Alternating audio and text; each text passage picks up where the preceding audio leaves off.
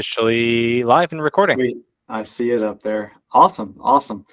All right. So Taylor Wing, it's nice to get on a chat with you again, man. I think is this our second or third chat? I feel like It over the might. course last of the quarter. I feel like we've been chatting a little bit back and forth for the last couple of years, man. So it's Yeah, awesome when we can just connect on a call, talk a little bit of one-on-one, and talk a little bit about business because we're in this shared business of real estate, and we're here to make money.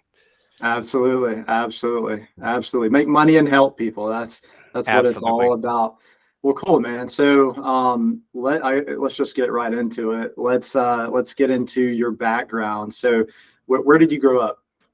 Yeah, so I was actually born in the Valley, Fresno, California, if anyone's familiar with the Central Valley area. So it's they call it the armpit of California, but that's my hometown. So born and bred, so I love it. And I pretty much went straight from California to the academy. So I went straight from California and moving out to West Point. Wow. Wow. Awesome. Awesome. So, all right. So before we get into West Point, let's, I guess, get into like high school years. So growing up, what were you into? Like sports or, other stuff? I was probably your typical like try hard. That I was think me. just because I was so goal oriented and so focused. I was hyper focused. I wanted to get into West Point so bad. And nobody from where I'm from has ever been to an academy or anything like that. So I had to really just pay my own way and figure it out because nobody had any resources for me. And nobody even heard of West Point really where I'm from either. So so I had to kind of pave my own way, but it's something that my dad kind of told me about and something I just really wanted. So it was this big goal I had, and honestly, I don't think anybody thought I would really be able to pull it off. Mm, I don't even know how I pulled off. I think I just got super lucky. But yeah. so I tried super hard in high school. I was probably in everything. Varsity sports, football. Main sport was wrestling, so I was a big wrestler. Mm, I excellent. was the class president. I was valedictorian, you name it. So Wow. yeah, I did it all. It did everything I could to try to get into the academy. Dude, that's a ton. So how large was your graduating class from high school? California, we're public school. We're overcrowded all the time, so it was like 1,000 Oh, kids in a wow. class. Wow, Yeah. so you were number one out of 1,000. Yep. That is nuts, dude. That is nuts. Yeah, my graduating class, I think, was like 360. It was like a third of yours. Oh I wow. can't. Oh man, I can't imagine. I mean, that's almost getting into like small university numbers, right? That's Yeah. nuts, man. But then again, like we were not like a top institution at all. It was, it's not like I was competing against the best and brightest across the country or anything like that. It was uh regular school, regular public school funded in California. So I think maybe that, I don't know, maybe that had to play because I'm honestly not a genius. I'm no Elon Musk or Zuckerberg by any means. I'm kind of a meathead. I was an artilleryman, just like you were. So Yeah, uh, yeah. I Total just tried meathead. hard, just tried hard, honestly.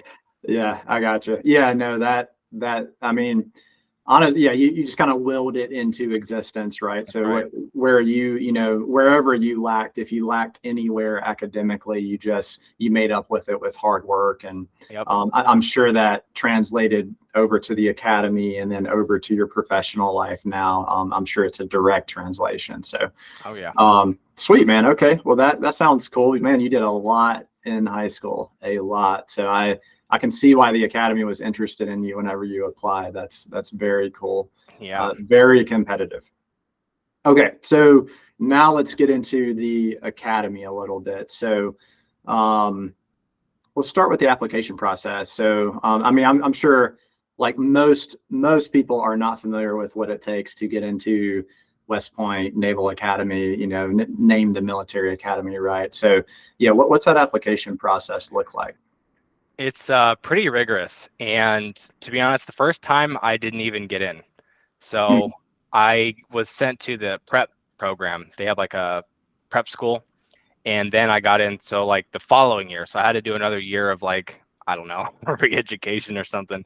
So Yeah. even for me, I wasn't my application was not even strong enough to be a first time go. So, I mean, that's how tough it is. And it's honestly just lucky because the application, it's not only, they're not assessing you. I know most schools are just assessing you like how well you score on your SATs or how good are your grades.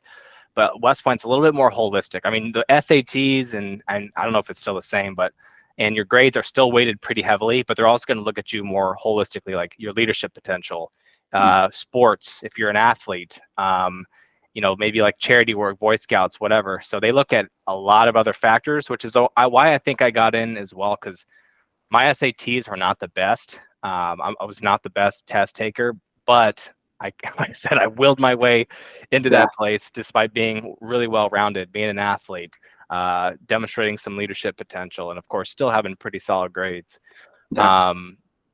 So they measure you with your grades, SAT. You also take I think it's like a cadet. It's basically like a cadet fitness test, and you have to get like a coach or somebody to actually test you. It's almost like doing I don't know what you Just guys like a call the Marines. PFT. Yeah, like a PFT. Yeah. And they grade you on it. It's a bunch of random events like the ball toss and stuff. If you're for my Army guys, it's a lot of the things that we kind of do in our new APFT. Then you also have to get a nomination from a congressman or like a senator.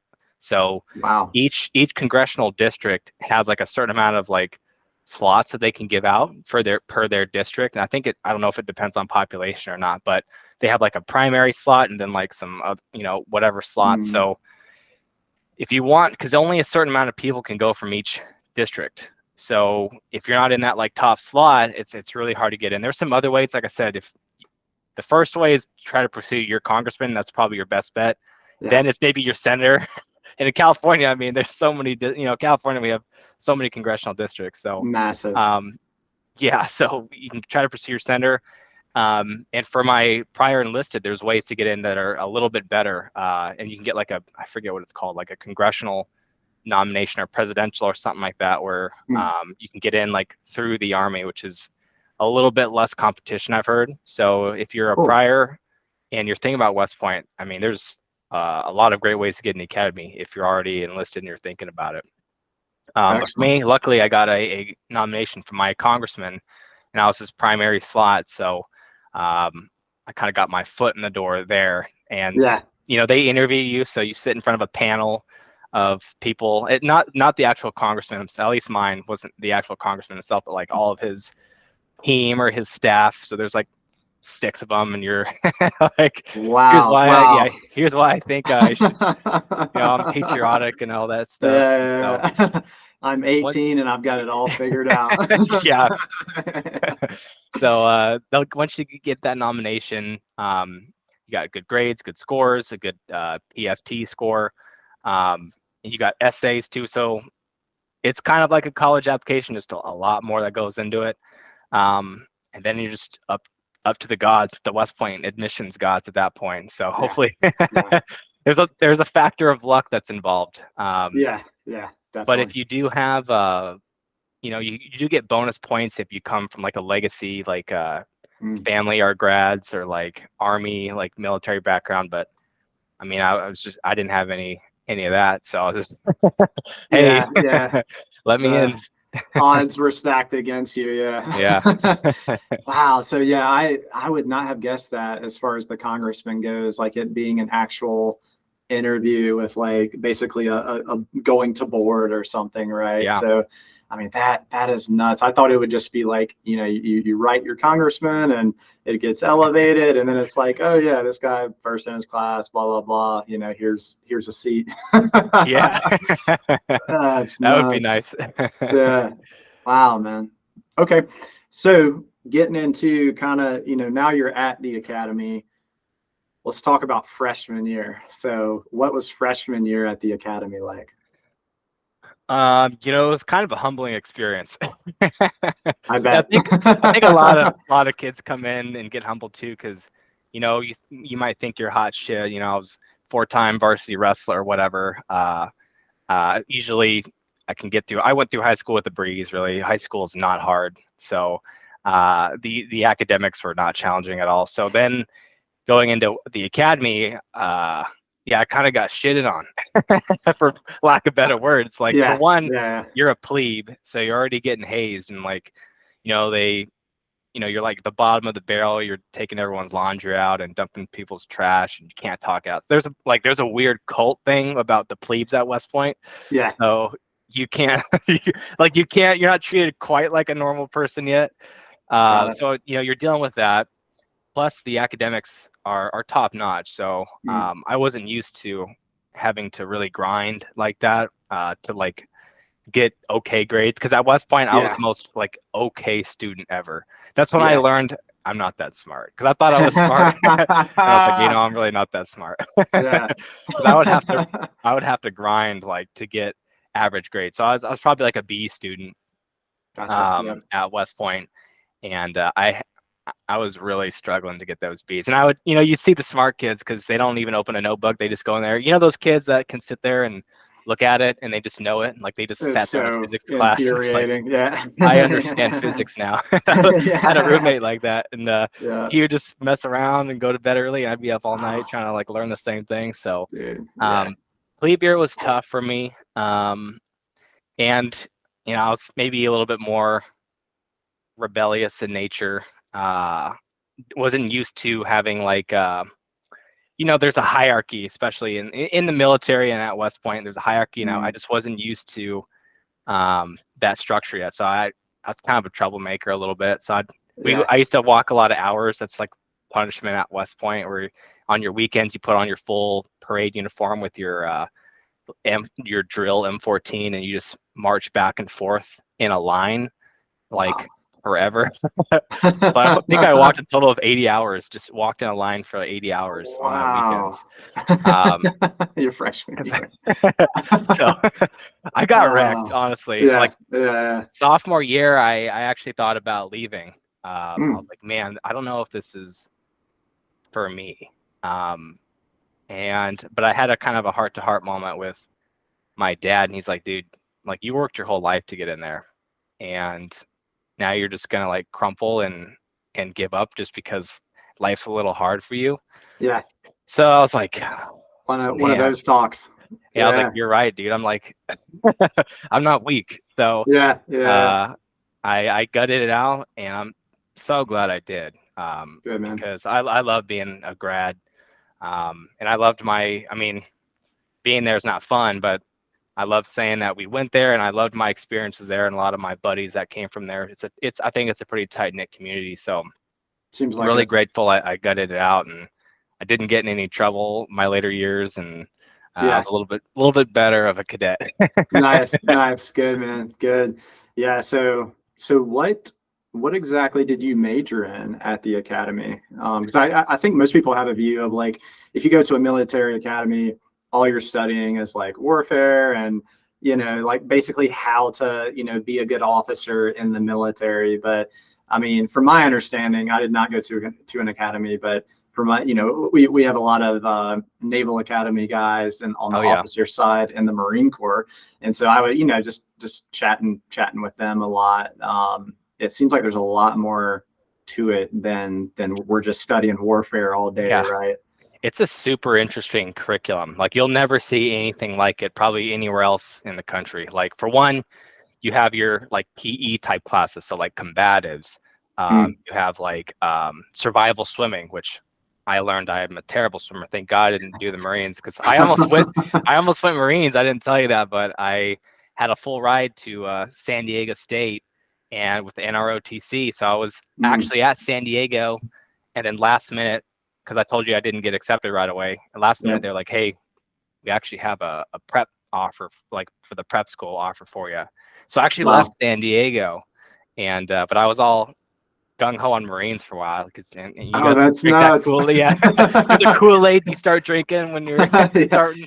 Oh, the So Kool-Aid is heavy and it's very strong. yeah, so I was all in on Marines for a little while, but then I Oh, that's couldn't funny. turn down an opportunity to get to the academy. But Sure. and the curriculum is interesting. Like I said, there's interesting PE classes like that. Of course, you are learning about military science, tactics, and military law, Yeah. military history, everything that's kind of like military centric, which is I thought was pretty interesting. Mm. And West Point does have a very STEM heavy curriculum. So every degree that you get at a West Point, no matter what it is a Bachelor of Science, because everyone's required to do an engineering sequence. Interesting. So I actually did environmental engineering as my sequence. So I Okay. did a double major, which was stupid because that was a lot of credits, but I did business management and I did Chinese language. Wow. So I double majored in college and I loved Chinese. I'm not good at Chinese. I just loved it. I thought it was fascinating. I'm part Wow. Chinese too. I didn't grow Okay. up learning Chinese. We're super Americanized. My dad rides like Harleys like your dad. So we've been in this country forever. Yeah, So yeah, yeah. Nice. I wasn't super cultured like that.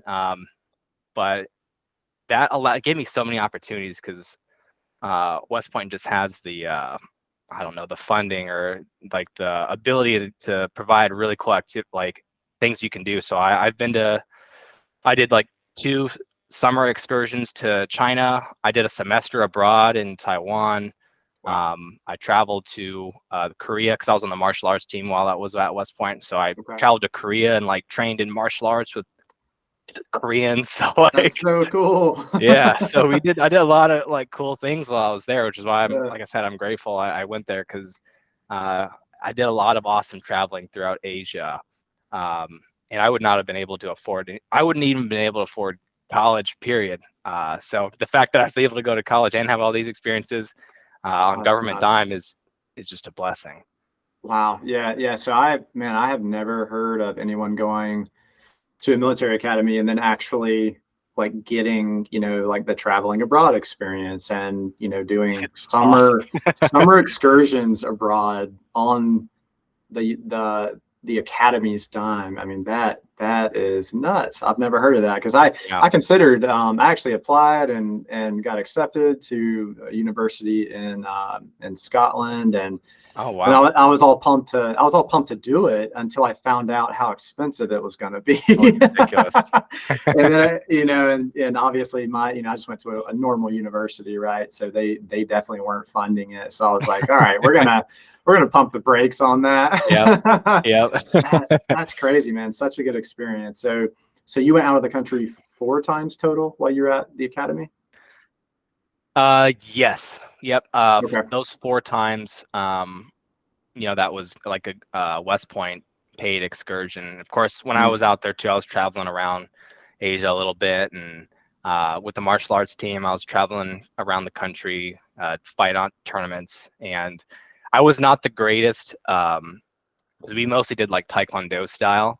Because Oh, I was really? just yeah. So I mean, I love martial arts, so I joined up, but I've always just been kind of more of a grappler dude, just like Mm-hmm. kind of Mm-hmm. just brute. So Yeah. Yeah. I was not the best fighter, but I was Yeah. mean, so I won some fights. That was me. Sometimes that'll do it, you know. Yeah. Yep. Oh man, yeah, yeah. I was going to ask you about the martial arts program because I know Brazilian Jiu-Jitsu is huge within Army combatives. Oh Because yeah. I got into Jiu-Jitsu whenever I was in the Marine Corps. I think back in summer of 2017, I started training Jiu-Jitsu and going from schoolhouse to schoolhouse, town to town. I would come across Army guys, and they were actually doing a lot of Jiu-Jitsu as a part of the Army combatives program. Yep. Um, which is awesome because I know the Army linked up with the Gracie family, I want to say back in the 90s. And that's when maybe even earlier, but that's when they really adopted Jiu-Jitsu. So yeah, I was going to ask you, like, did you guys ever train Jiu-Jitsu or was it just Taekwondo tournaments? So for our martial arts team, it was mainly just Taekwondo and karate, but there was a Mm, separate I don't know if it was necessarily jujitsu, but it might have been more of like a MMA team that was yeah, also yeah, at West Point. So I was on the cool. one that was more Taekwondo karate. I grew up doing karate and jujitsu and a bunch of stuff. Um, so it was kind of fun for me just to travel with them, kind of get competitive again. I do enjoy getting in the ring, Good. and then winning some fights. That'll make you feel good, Yeah, right? absolutely. Yeah. Oh, that's awesome, man. Well, good, good. So anything else about the academy or just your experience there that you want to share kind of before we move into the real estate? Yeah, I'll just say, if if anyone is interested in the academy or getting an appointment, um, it is truly like I think the experience of a lifetime. I mean, don't get me wrong, it kind of sucks being there. Like if It's it's hard. not for the weak or the faint of heart, Yeah. like you have to be there for the right reasons. You can't do it just because your father wants you to do it or external. It has to be from within. But I don't know, it's so hard to get in there that if you do get an appointment, it's something you can't turn down. And if you can gut it out and you can graduate, it's just an awesome community. It's an awesome alumni network.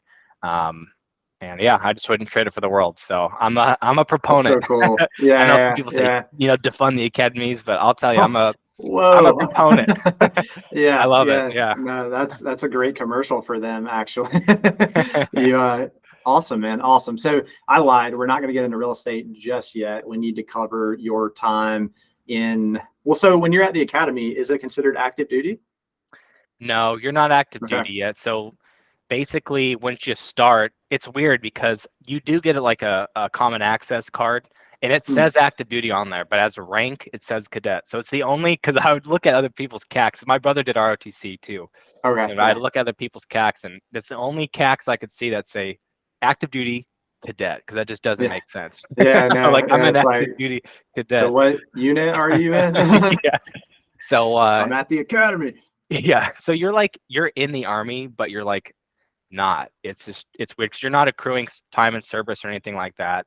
And Yeah. actually, there's something that they call affirmation night. So Hmm. your whole first year you can go through and you actually don't accrue a service obligation. But I think when you start your sophomore year or something like that, they have what they call affirmation night, and you actually like I think you sign, and if you proceed, then you owe the army time after Hmm. that. So let's say you drop out your junior year, you owe the army time. So they're gonna drop you in as the enlisted, Yeah. or you owe the army like money. So you definitely Oof. want to make sure that if you sign after affirmation night, like you're committed because you're gonna owe the government for what they paid for your education. Yeah. So, Yeah. but that first year, that plebe year, you can go Yeah. there and still quit, Get and there won't be get a any feel for repercussions. it. Yeah, get a feel for it and see if it's your cup of Yeah. tea. But after that, yeah, you're already on Uncle, like you owe Uncle Sam after that. Yeah. Yeah. Not, yeah. That's a debt you're not getting rid of. No way. Well, cool, man. Cool. So, okay. So, yeah. So I think that may be a little different than the Naval Academy, but we're not going to get into all that. So graduate the academy. I'm sure that was an amazing feeling. And then Oh yeah. right after you graduate, like, what does that look like? Like, so I mean that serves as your officer candidate school, right? Like you Yep. just basically did 4 years of like OCS. Yep. Um, and so yeah, what's it look like right after you graduate? Like how soon are you getting to your unit and all that stuff? Yeah. So during the summers too at West Point, you're doing a bunch of military training. So Hmm. um, it's not like summer vacation. We can, just chill out like a lot of Yeah, career. go to the You're beach. going to now you're going to the field. So there's stuff to do Wow. in the summers. So that's why when you graduate, you're like you said, it's like kind of like your OCS. Yeah. But what's really cool about the academy is there's a little bit more flexibility when choosing your branch and your duty assignment. I think we get like kind of first dibs maybe. So Mm. um, so for me, I wanted to do something combat arms. So I chose field artillery. So I want to be an artilleryman. Of course, I got it because they have a ton of artillery slots. It's not a competitive branch Oh, to get. really? Okay. So Nice. Nice. it's Yeah. one of the easier ones. Yeah. Yeah, there's just some branches that just have a ton of slots. So if Yeah. you want it, you're guaranteed. Like Yeah. infantry, the meat the meat Yeah. eaters, Yeah. like the Yeah. the Yeah. the Yeah. ground pounders is like, oh, we got a Yeah. lot of slots for you. If you want aviation or you want to do something a little more, then Yeah. it's a little bit more Yeah. competitive. But because it goes by rank of your OML, like order of merit. Gotcha. So Okay.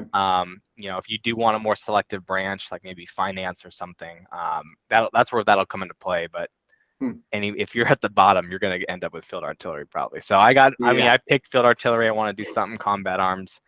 And then they also get to choose your duty assignment. So where you want to go. And again, that's order of merit. So what they do is they put up every duty assignment up on the wall, and then one by one, you go up there and you pick which one you want off the wall. So you can kind of game plan it and sit there and go, okay, like, oh shit, Hawaii's gone. Okay, what's left? Yeah, and if you're the last one, you're getting whatever crappiest whatever's left ever.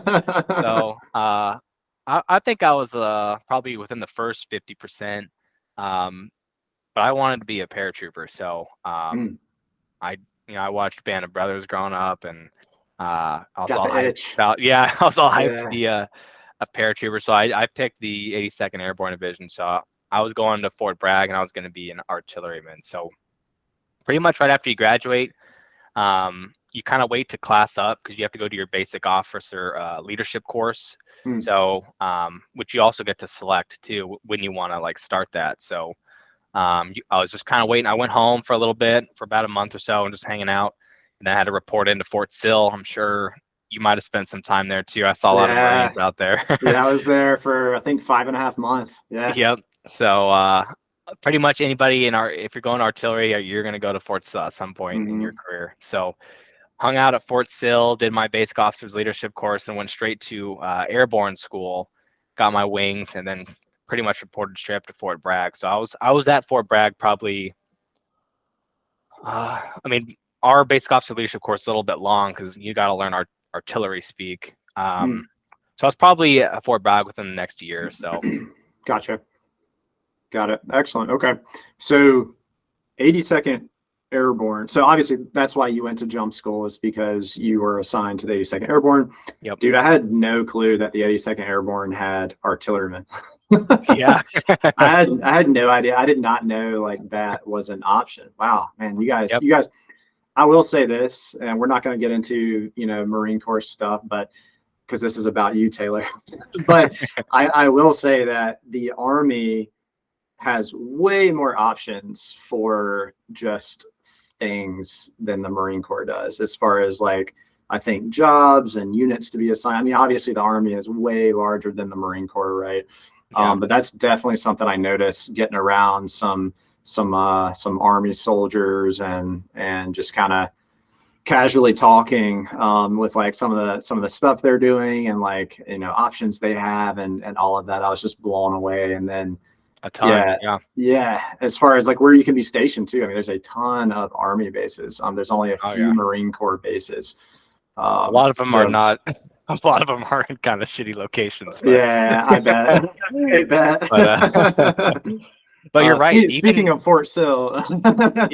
Even within just the field artillery branch, I mean, there's lots of different like career trajectories. Like you can go to rockets, like HIMARS. You can go to the airborne side, which is your light artillery, because we toss those suckers out of the back of the C-17s, and then we jump too. So you can go airborne artillery, the heavy guys, the rockets, or like the big paladins, which is like in your armored brigade combat teams, or you can just go, I guess, I don't know what we call it, normal, but like 777s and stuff, which I'm sure you guys use that system. So there's like a lot of different ways you can go. Within just being an artillery officer. That's awesome, man. That's awesome. Yeah. When I was in the Marine Corps, I had HIMARS and then the 777s, and that was pretty much it for the artillery community. They did away with the 120s, like maybe a couple of years, but before I joined, and the Marine Corps were, or the Marines were still butthurt about that. I guess they like those. But yeah, that was pretty much it. I mean, they're converting to, or maybe they've already converted to the new system. It's like a rogue system. We definitely won't get into all that, but yeah, they're going away kind of from the 777s and those sorts of things now. So it's a totally different model. So when you feel old is when the system you use is no longer. Dude, and as we had the M9s, the pistols. I'm sure you guys did as well. And right as I was EASing, they were switching out all of those, and they had those for years, right? I'm like, why couldn't you just do this like a couple of years earlier? Like brand new SIG P320s. Like, I missed that one. Yep. All right, man. Cool. So briefly, we're going to talk about some real estate here in a couple of minutes, but so kind of a brief overview of your service. So, where all did you get to travel to while you were in? So most of my cool traveling was actually while I was a cadet, because while I was in the Army, it was not as cool traveling. So Um, I've been to the Joint Training Rotation Center many, many times, which is in Fort Polk, Louisiana. Oh, Don't recommend going there. I did a I did an NTC rotation, which is out in Fort, kind of near your guys' in 29 Palms, Fort Irwin out there. So I did okay. a Yeah. rotation out there. Um, so they're all like crappy places. Yeah. Um, when the embassies were under siege in Iraq, we got activated, the IRF. If you're in the 82nd, you're going to serve on IRF duty, which is immediate response force. So Excellent. we shot out there, and I ended up just hanging out in Kuwait for, I don't know, 6 months or so. Wow. We got activated again when the George Floyd riots were happening, Mm, and then up in DC. So we actually got on C-17s and we hiked up there to DC.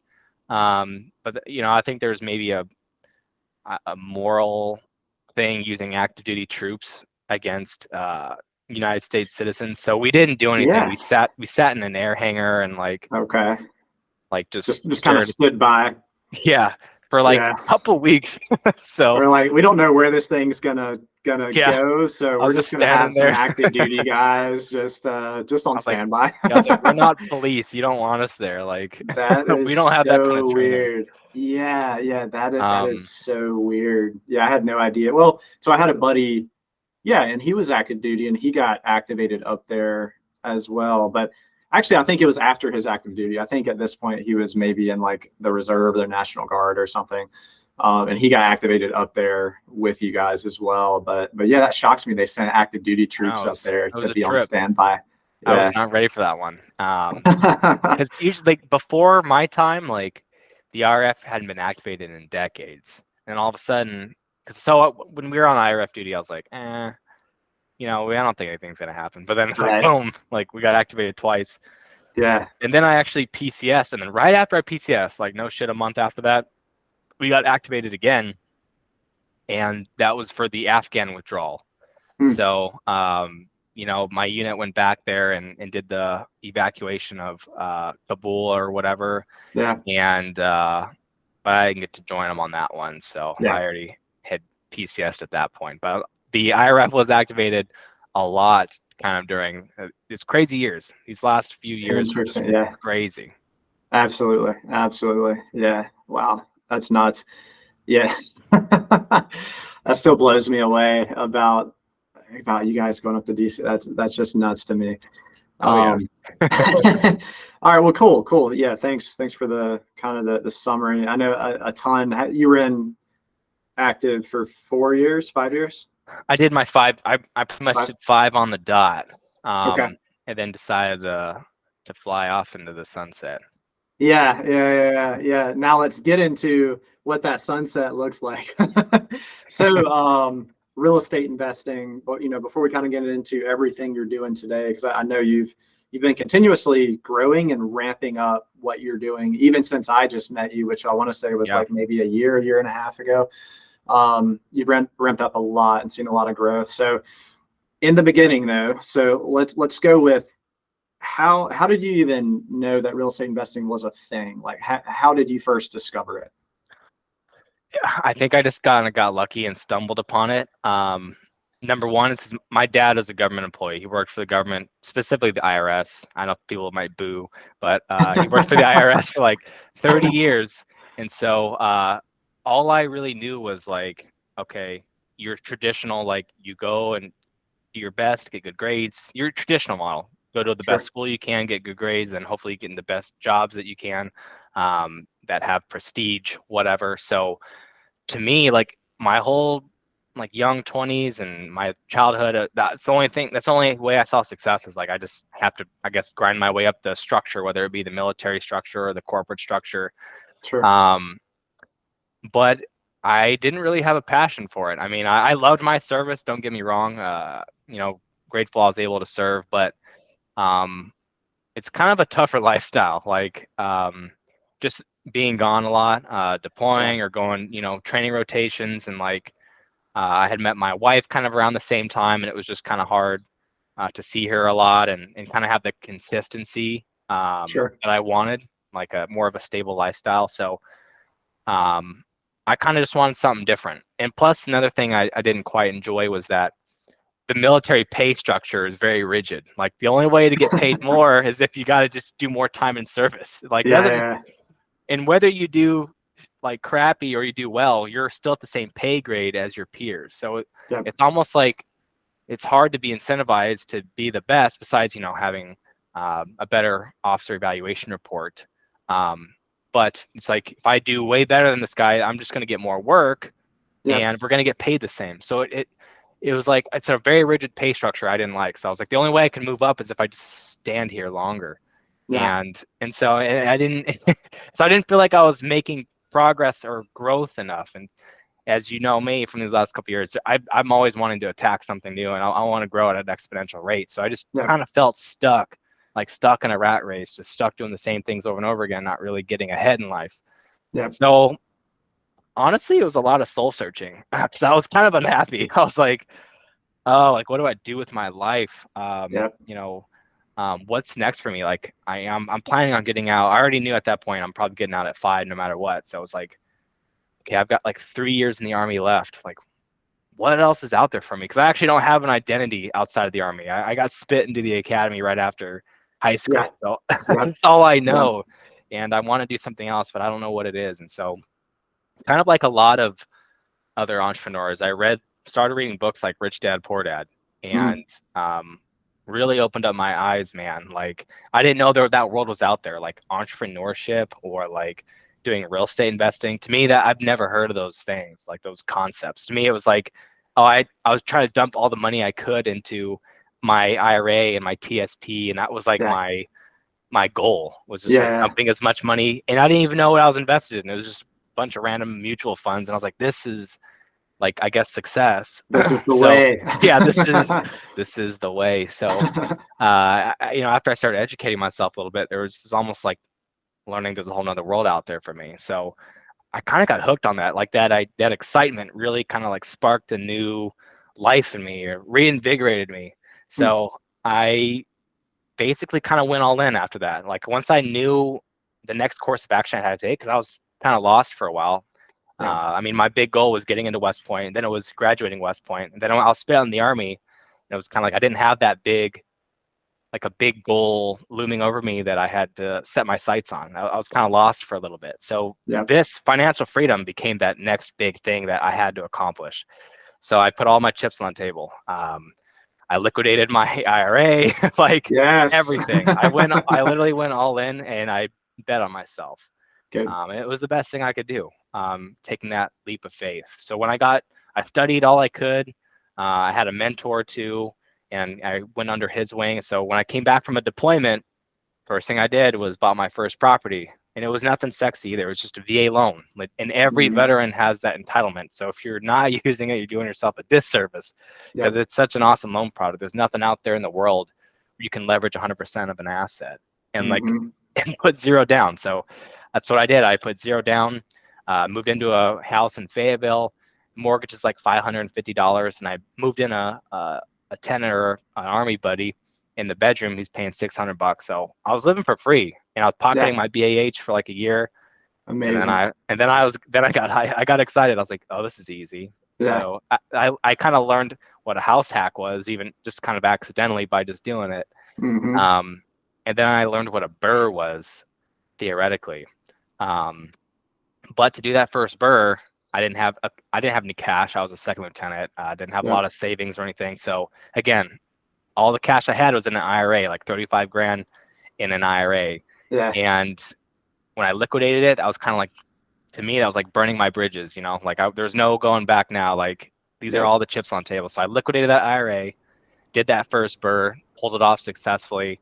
Um, and then from there, it's just been gravy because those two That's deals I awesome, think man. were the hardest. Yeah. Yeah. Yeah. Absolutely.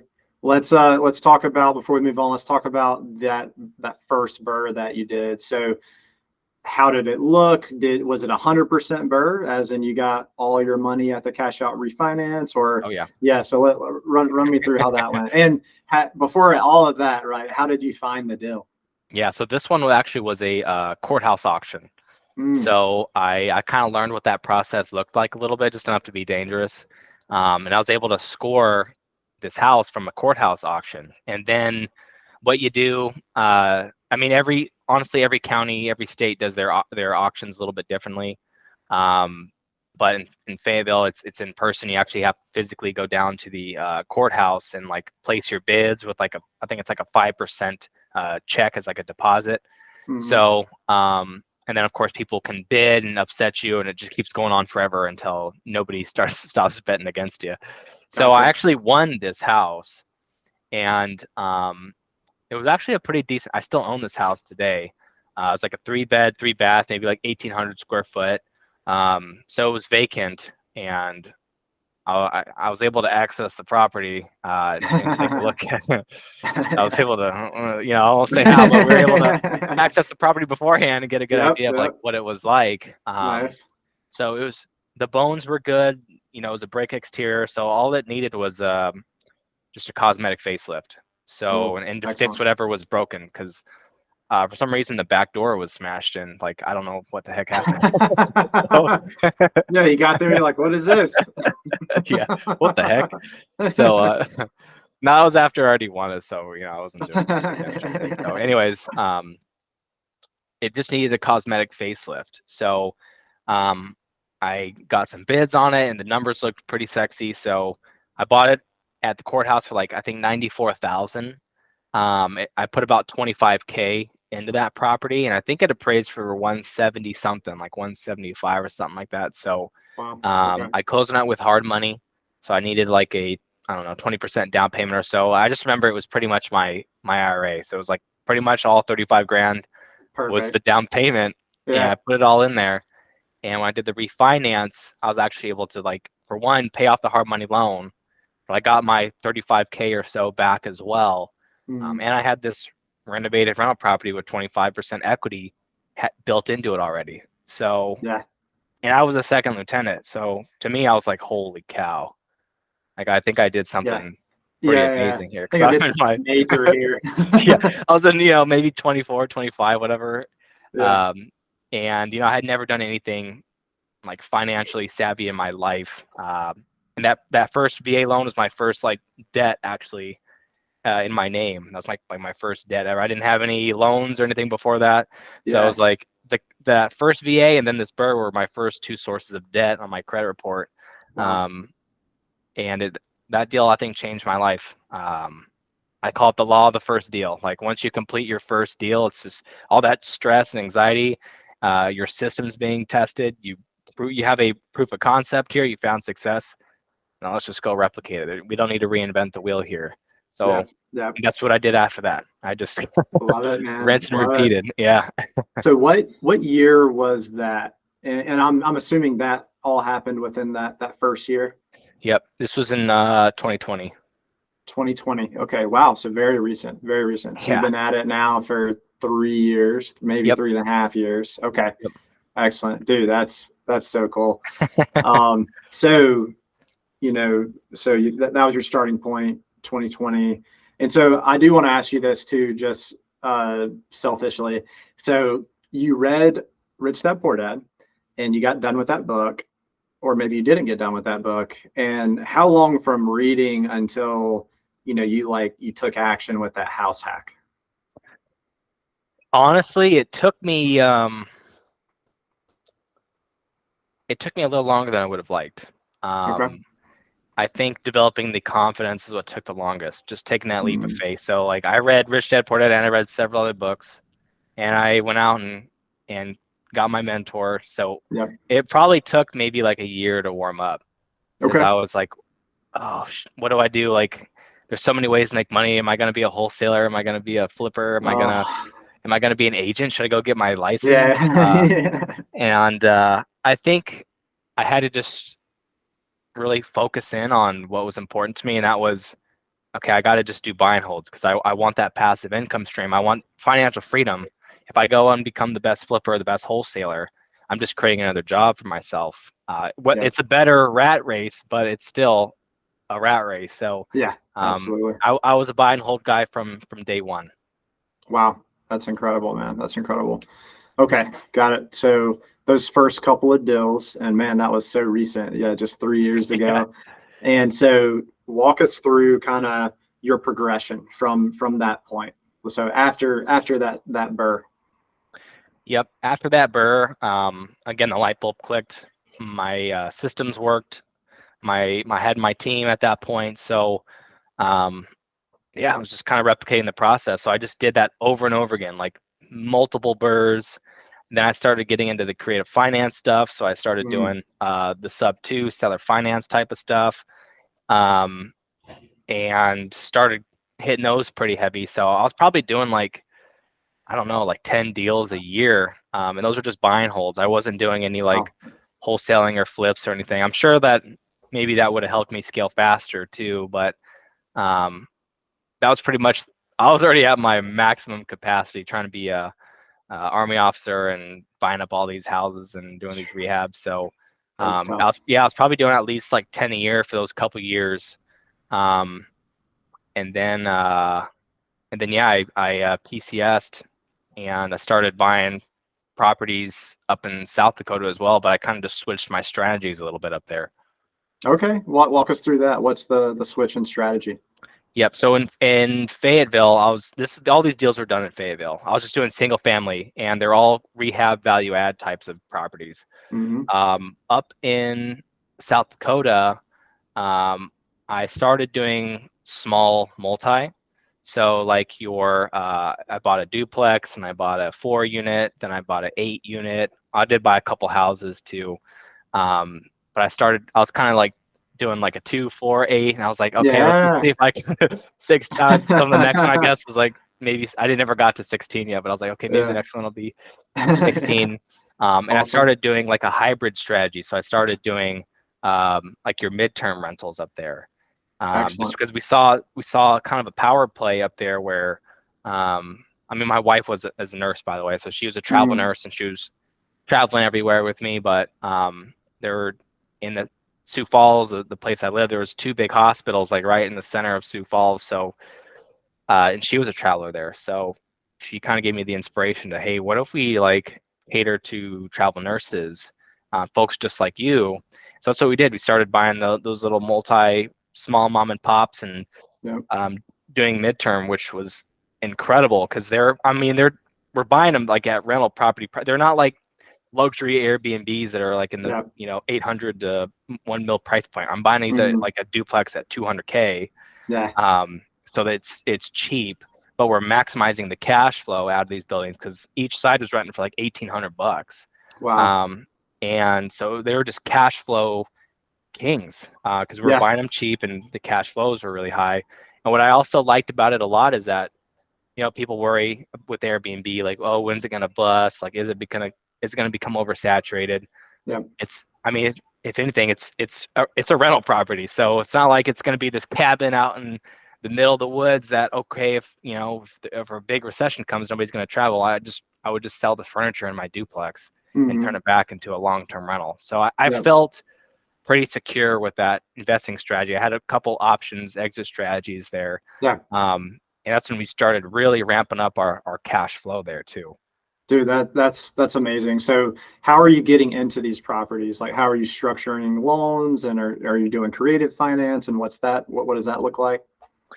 A little bit of both, like creative and doing the house hacking again. So I probably moved like once a year. So my wife hated me for a little bit, but because house hacking is one of my favorite strategies because you're leveraging, primary occupancy, interest rates, you're getting a low down payment. And back then, so I have a lot of mortgages locked in at like 2.7, 3.1, because I kept just moving every year. So I have that single family locked in at a 2.75 in Fayetteville. I got that duplex locked in at another 2.75. That was FHA.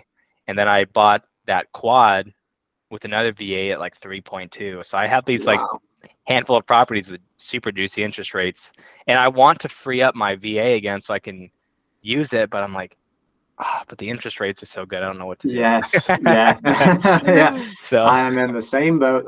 yep. So, That's nuts, man. So how did you get into the 8 unit? so that deal was a little bit creative. Okay. Now, I wanted to do my first commercial deal because Sure. anything over 5 units is considered commercial. So at that point I had only done residential. So it was my goal to see what a commercial deal looks like. So I was hunting. I was like driving around looking at the small mom and pop multis and writing down addresses and calling and whatever, trying to get a hold of all these different landlords. And finally met a gentleman who I still have a good relationship with today, actually, who was willing to, he's like, oh, you hit me at the right time because there's a 8-unit building I'm thinking about selling. Wow. So, met up with him, built some rapport, and then there was a house actually behind it too. So he wanted to sell it as a package. So this 8-unit building, and there's a parcel next to it, which is just a single family house, whatever. So I was like, yeah, you can throw that in if you want. So I bought that package. It was just under $1 million, I think. Okay. So it was a much bigger deal than what I'm used to. I'm used to playing around in like the, 100 to 200K. Yeah. Like I think, sub 500. Yeah. yeah, my biggest deal at that point was like the 4-unit, which was like just under 400. So, these are like numbers I felt comfortable with, but this was definitely like just under $1 million. So I was like, oh shit, how am I gonna do this? And so I told him, I was like, hey, I want to buy this and I'm gonna buy it. Just a little problem though is I don't really have any money, like, because during this They whole, love that. yeah, during all these years, I had never had cash because every time I get my money back, I just end up reinvesting it. So I'm always like cash poor. Yeah. So Yeah. I told him like, hey, I'm gonna buy this, but I just don't have any cash, so Yeah. I got to figure it out and get a little creative. So he was able to work with me a little bit, just because we had built out that relationship. So here's the structure that we ended up building out. I met with a local commercial banker who was willing to loan me, I forget, maybe 80% loan to value. Sure. And since they were local and this was under $1 million, they were able to get more flexible with the structure a little bit. So that was the key here, because I didn't have any money. So I got about 80% of it through the bank, and then I got the majority of it through a seller note. So I said, hey, do you mind carrying some of that equity over time? So I structured a lot of it on a note directly to the seller as a second position. And then for whatever I needed left, I worked with the banker and I collateralized some equity in another property I had in South Dakota. So I basically got into this deal without any money down. Yeah. And it was like, just under $1 million, because I didn't have any money, but I was able to figure it out. But it was a lot of bouncing back between like the banker, like what they're going to allow, because they also have like their requirements, what I could do for them, what the seller was comfortable with. And I didn't even know if we were really going to close up until like probably like the last week or so. I was like, oh shit, I don't know, we'll see. But we got it closed, like we did it. Wow. Dude, that's such a good story. So how long ago did you close on that property? About a year ago. Okay. And so what's been the progression with that property? Have you gone like unit by unit with renovations? Like, did it need renovations? How has all that? And then I'm assuming it's an MTR. So luckily it was turnkey. Oh, and wow. before we bought it, it was he just had one, like, I guess like commercial tenant that had leased that building out. So the commercial tenant left. So I think it was kind of like a shelter for women that were abused or something. So once they left, the building was entirely empty. So I saw this empty building and it was turnkey, and I was like, well, it's convenient if I just furnish the whole thing now. And so I spent a shit ton of money furnishing. I didn't do all of them. I think I did like 6 out of 8. Okay. which is still a lot of cash that I floated on credit cards Yes.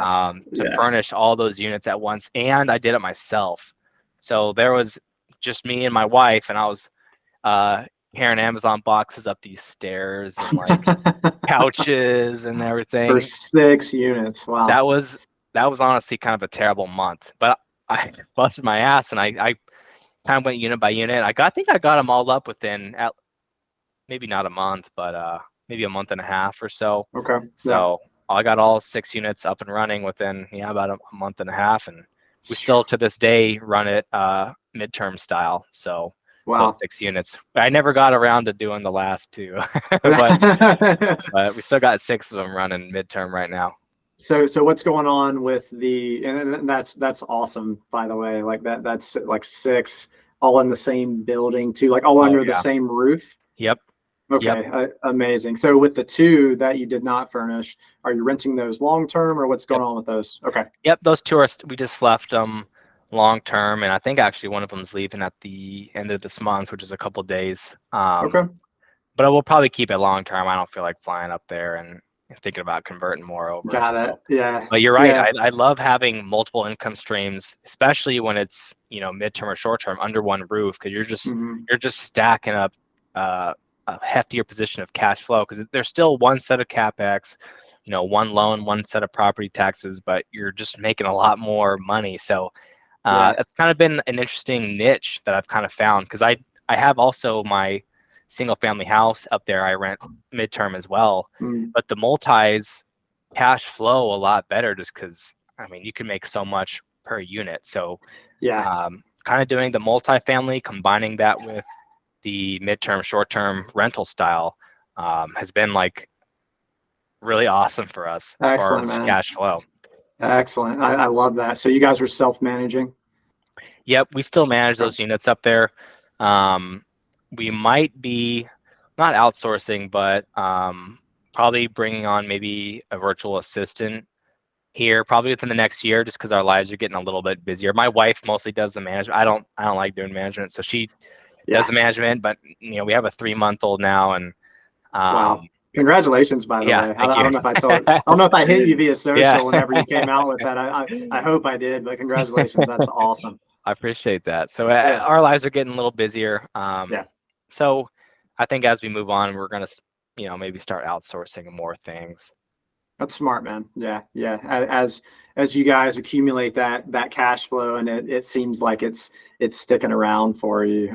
Yeah, man, buy back your time Heck yeah. and so you can, do those higher level things. So sweet, man. Okay. And you also flip and wholesale, right? A little here and there. Mostly flip now. So I don't do a ton Okay. of wholesale. Um, I just don't particularly enjoy it as much. Yeah. So I flip. So down here in Florida where I live now, we built out a full flip business. So pretty Wow. much here within the Treasure Coast region. And that's what I do for my active income now. Once I got out of the Excellent. army, I was like, I gotta do something. I can't just sit Yeah. on the beach all day and drink mojitos. Yeah. So Yeah. I started the fix and flip thing. And we're probably buying a couple a month, so it's nothing huge yet. I'd like it to scale it, but right now we're maybe doing a couple a month, um, and just primarily doing the flip and fix and flip. I think the margins are just better. Yeah. Wholesaling is great, don't get me wrong, but I'm also an agent down here in Florida too. Cool. I'm licensed, so I actually make more money kind of by double dipping. So I'll, buy it, maybe get a commission. I'll flip it, make money through the business, and I'll list it and get a commission. So Yeah. there's a little bit more money I think I can Amazing. extract by combining like those together. That's an awesome strategy, man. And I could see it being difficult with being an agent and a wholesaler, right? Like there's a lot of conflicting interests there. Yeah. And I don't know if, I don't know about Florida, but I know in most states you have to pretty much immediately disclose that you're an agent, Yep. which like Same with if you're Florida. trying to wholesale a property, I don't see that working out too well if you disclose you're an No. agent and like, what are you doing? Yeah, so I haven't done any wholesales down here at all. Not that I'm against it, but like I said, I kind of like the process of the fix and flip a little more.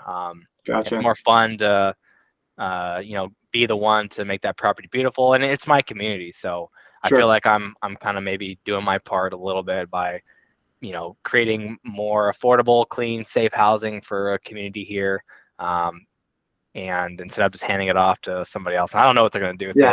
it, be a slump Yeah. board or something. So Yeah, may just like not actually fix things, just yep. do some cosmetic things and cover things up. And yeah, we've seen a lot of houses like Oh that. yeah. So that's awesome, man. Yeah, I know a big part of your operation is integrity. So I'm definitely all about that. So love it, man. Love So that.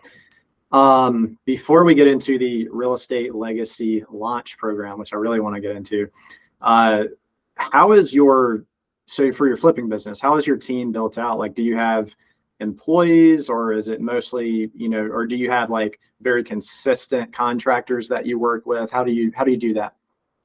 Yep. We have a couple different sets of contractors. We have our main crew, which pretty much does almost all of our projects. And we also have like a smaller one that's more like, hey, we'll give you like the, more like clean out type of jobs, or like just slap on some paint. Yeah, But it's pretty much me and one of my buddies from West Point. We started Black Knight together. excellent. He does more of the operations, and I just focus on acquisitions. Cool. I just do what I enjoy doing, which is closing deals.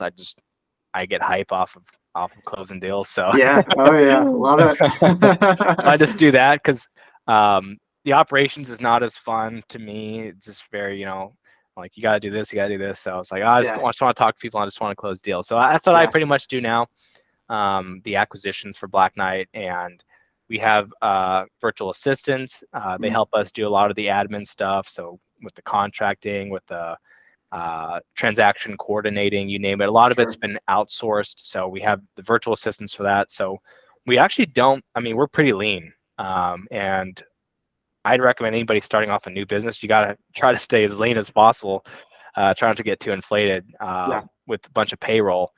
But it's pretty lean. Like it's me and my buddy, and we have contractors. They're not employees, but they're contractors. They get paid per job.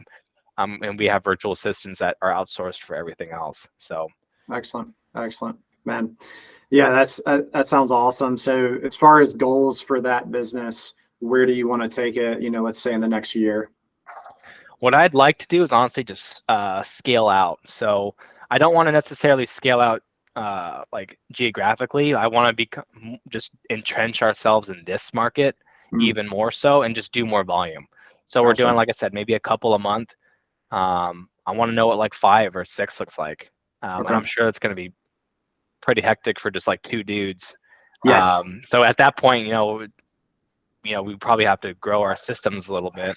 But I do want to see what that looks like, doing 5 or 6 a month, and Excellent. we're flipping them all, like not wholesaling them, Yeah. or handing out Oh the yeah. deal. Like our crew's in there. Yeah. Yeah. You guys So are making this property beautiful. yeah, so Yeah. it'll be definitely a stressor on our systems, but it's necessary for growth. Absolutely. Yeah. Absolutely. Yeah. Definitely some growth pains, but yeah, I mean, that's 6 a month. That's 3x the volume you guys are doing right now, So I mean, that would be huge if you guys Yeah. get to that, especially in the next year. I mean, that's a lot of growth in 1 year. But as much of a bulldog as I know you are, I'm sure if you actually want to do that, you'll make it happen.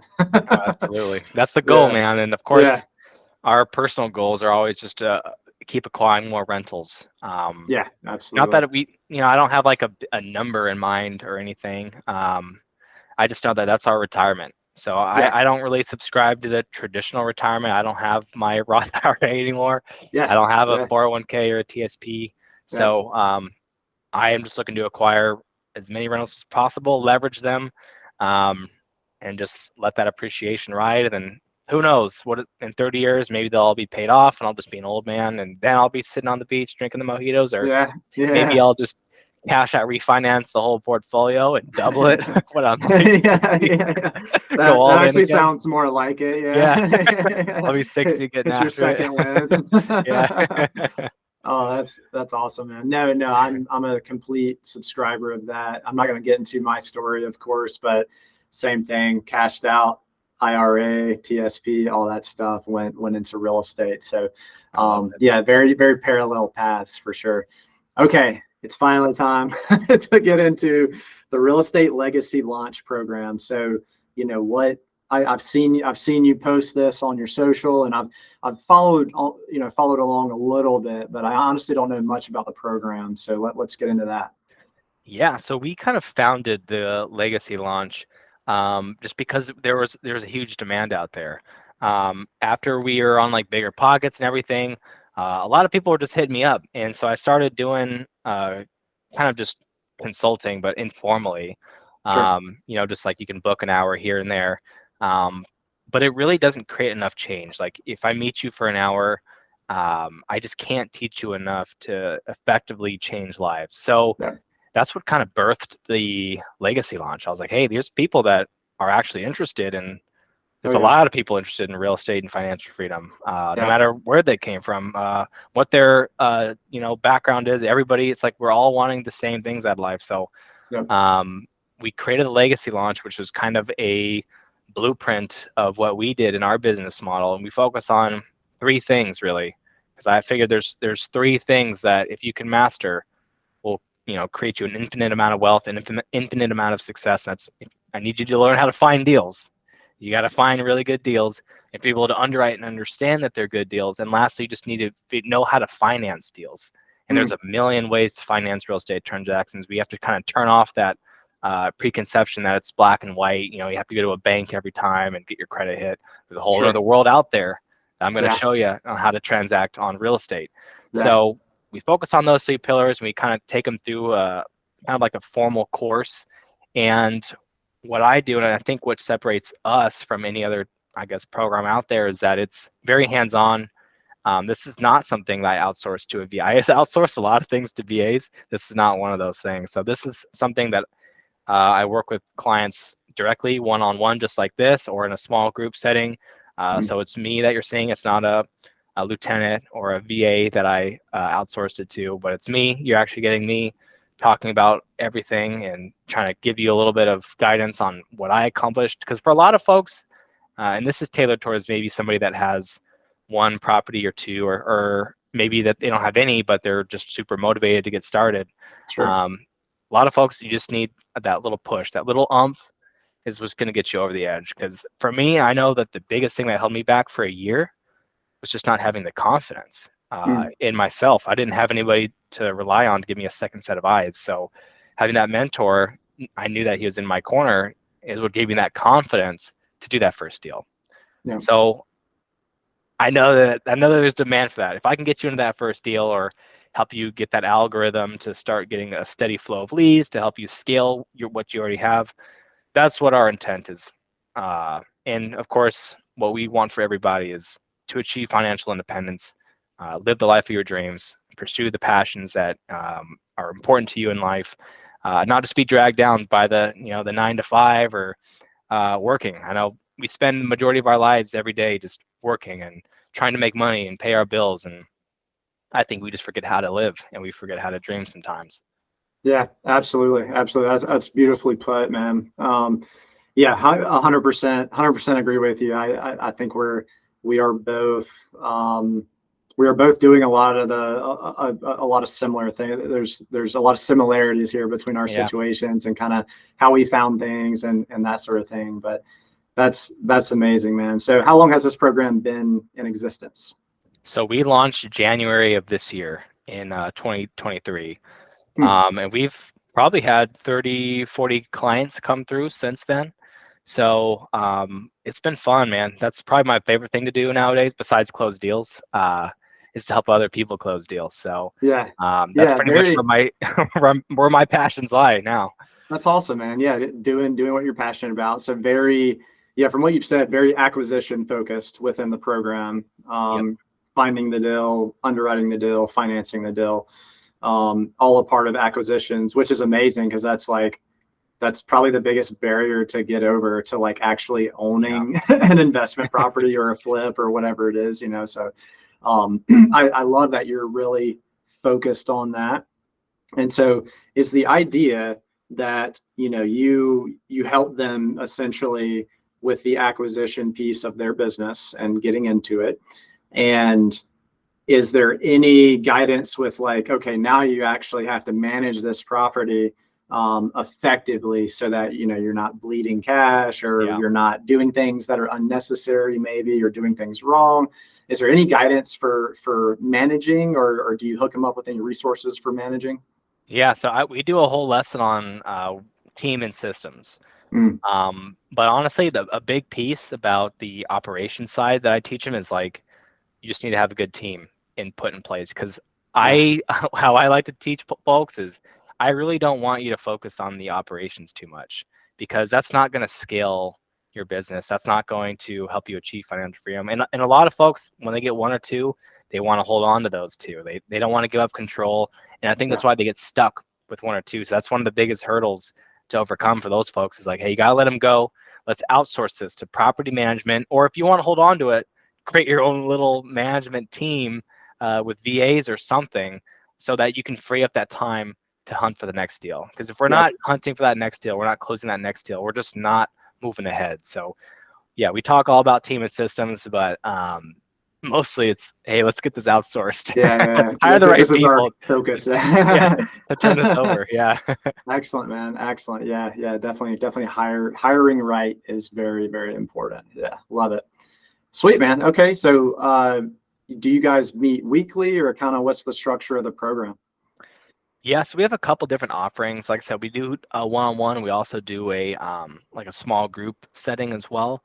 But typically, yeah, it's like once a week, and we'll go over the education piece. We'll go over the accountability piece, and there's like due outs or homework that's going to be kind of turned in for the following week that I can look at and give you guidance or feedback on. And then after that formal part, which is about 8 weeks of weekly meets, the education phase ends. But then probably the more important phase begins, which is the application phase. So I'm going to teach you all this stuff in about 8 weeks, but it means nothing if we don't take it and apply it afterwards. So after that, it's more, we don't have formal meets after that where there's like a curriculum, but it's like, I'm here in your corner whenever you need me, a second set of eyes. And, I have clients all the time that'll shoot me a text, shoot me a call, and, or look at a HUD, and just give them that guidance that they need to close those first couple of deals. Sure. That's amazing, man. So I assume, so your group meetings, I assume that's at maybe a lower price point than the one-on-ones, right? Okay. Yeah. Yep. Pretty spot on there. Gotcha. Okay. Excellent. Do you think you will, or are you already, creating any sort of like online course or anything kind of based off of the program that you're currently running? So I've actually been going back and forth on this a little bit. That's like, I love doing the mentorship piece. Is that something that I kind of want to hand off into a more, maybe like a more affordable, like online course option, or am I devaluing my other course by, I don't know, by creating the online portion? So Gotcha. it's like less clients, but I can do maybe a higher quality product, versus more clients, maybe more revenue, by turning it online and just setting up on a video series. I've been going back and forth on it, man. So I'm not sure about the future of Legacy Launch yet. I'm actually running my last course of the year right now. And I'm probably going to do a relaunch maybe in January or so. And hopefully by then I have an answer for you of where we're headed next on that. Excellent. Yeah. No, that is 100. I think you're thinking about the right things. That's 100% a consideration for sure. Because you definitely don't, it's like, well, why would I do your coaching sessions or your like in-person program if I can just take this course that's maybe, half the price or less than half the price or whatever. But I think there's a lot to be said for engaging, even over a Google Meet or a Zoom or something, right? There's a lot to be said for engaging someone and holding their attention and being able to ask questions in real time, right? Because they're not going to get that with the course, right? They're just watching a video, and it's like, okay, well, I have a million questions about what I just watched because I don't know anything about real estate investing. And it's like, shoot, okay, I should probably sign up for, for his actual program after taking this course. But I think there's something there, and I think you should really consider. And once you are ready to consider that, so I'm currently building a course, and I've launched a pre-sale for it and all that, and the pre-sale has gone man. Better than I thought it was going to go. So so yeah, once you're ready at that point, let me know, and we can chop up some ideas. That'd be great, and I appreciate that feedback too. I remember you telling me about that. You were coming out with a new course, so congrats on that. That's exciting. Yeah, sure. Yeah, absolutely. I appreciate that. Excellent, man. Yeah, the Real Estate Legacy Launch Program. That sounds like a great program. If I was just getting into real estate and really wanting that mentorship that all of us need, in that first few years of our journey, I would 100% sign up. It sounds awesome. So I appreciate it. Yeah. So we're almost out of time. Top piece of advice that you would give, someone who wants to get into real estate investing, or just a rookie real estate investor who's looking to grow.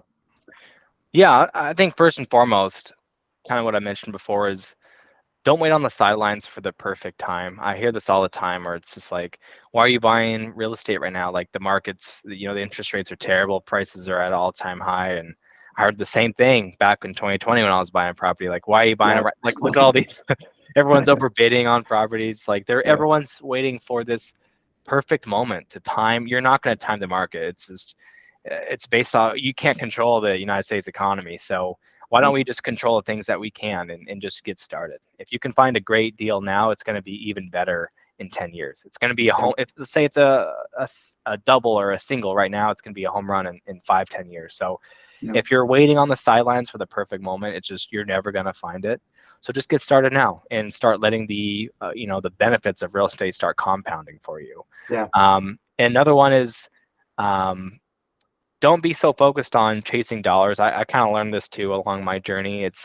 Or maybe I was just so focused on like a number, like I need to make this much a month. I need to make this much money. When you take a step back and you just focus on providing value, providing people's value or solving people's problems, the money is just going to flow automatically towards you. So once I took that step back and was like, okay, stop being, so transactional, start providing people value, I think that's when we found a lot of success, both with the legacy launch, both with my home buying business, even just buying my first couple properties off market. Solve people's problems, and the money's going to flow to you. So stop chasing dollars, start pursuing value. Yeah. Oh, I love that. Stop chasing dollars, start pursuing value. I love that. Yeah, I have definitely had issues with that in the past, being a brand new young entrepreneur. It's like, all right, I got to get this number, and that's it. That's my whole life, right? Yep. I gotta get that number. Yep. And you forget that, like, hey, the reason entrepreneurs exist is to provide value to other people and to solve their problems. So like, that should be your focus. And if that's not your focus, it immediately comes across to whoever you're talking to. They're like, yeah, this guy's coming off a little weird, a little money hungry, like he might try to scam me or something. Couldn't agree with that more. Yeah. So I definitely love that you said that. Totally agree. Okay, sweet. Those are awesome pieces of advice. What do you like to do for fun? You were just doing yard work right before you hopped on. I don't know if you do that for fun or if it needs to be done, whatever. But what do you do for fun when you're not working? A little bit of both, man, because I have a pretty big yard. We're on like 0.65 of an acre, so it's a lot of grass, and it's Florida, dude, so it's a jungle. So I'm always constantly out there fighting it. Now it's on one hand it is kind of a chore, but on the other hand there's something like where it's pride of ownership, maybe, where like I mow the lawn, I trim all the trees, whatever, and I look back at it and I go, man, this yard looks awesome. And it's like my yard. It looks like a resort. Like this looks like a tropical resort, because we got a lush tropical landscape down here. Awesome. My yard's beautiful, but it is a pain in my ass. It's a lot of work. So I do a lot of yard work. I also do I like to go to the gym, just lifting weights though. Sure. I stopped running after the Army. So, but you'll see me in the No gym. more of that doing, weird stuff. Yeah, you won't see me running, but you'll see me like doing deadlifts and squats and bench. But so I like to lift weights, and I do like being on the water. So this property that I purchased, we're kind of like on like a water access here. So we have dockage and we have a boat lift, and so we just paddleboard, whatever, jet ski, boating, whatever. Like awesome. I like being on the water, which is why we moved down here in Florida too, because we got the whole intercoastal and the Atlantic right at our fingertips.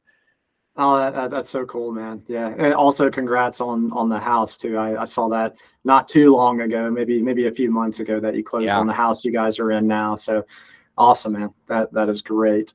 Okay, so man, we've covered a lot in a somewhat short amount of time. Thanks for sharing your story and everything. So gave some great advice. I don't think we need to take that any further. So where can people find you if they want to get in touch with you, or they want to see what you're doing, all that, or if they want to be part of your program, all that sort of stuff? So I'm pretty much on all social media platforms, but I would say the one that I spend most of my time and focus on is probably Instagram. So it's just my name, Taylor Wing, all one word and with an underscore at the end of it. So that's where you can best find me. Just shoot me a message. I do some ads, like advertisements on Instagram too, or mainly just talk about it. So hit me up there on Instagram. Also, if you just want to hit me up, I have my email, it's my name too, taylorwing8@gmail.com. If you want to shoot me a private message there too, feel free. But I'm always looking to make new connections, not necessarily to sell you on the legacy launch. There's plenty of folks I just give out free advice or free content to, just to spread the love, spread the wealth a little bit. So yeah, don't be shy. Feel free to reach out to me, and would love to see if I can provide any of y'all any value. Amazing. Well, thanks so much for your time, Taylor. We really appreciate it. I'm sure this is going to help a ton of people. So thank you. Yeah, and thank you for your time. It was fun. You did great. Well, great thank you. I'm excited. Thanks. Number 1 in the books. Yes, sir.